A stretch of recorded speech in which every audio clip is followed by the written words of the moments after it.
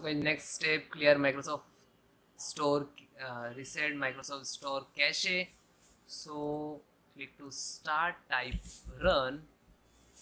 You can see here, you just right click, or you just click to open it. Okay, you can see here this, then type wsreset.exe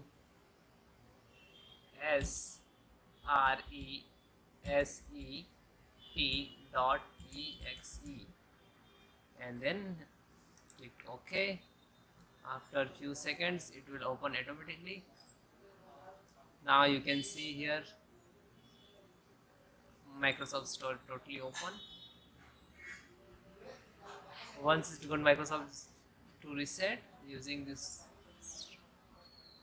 command, after close and then again open store, you can see here.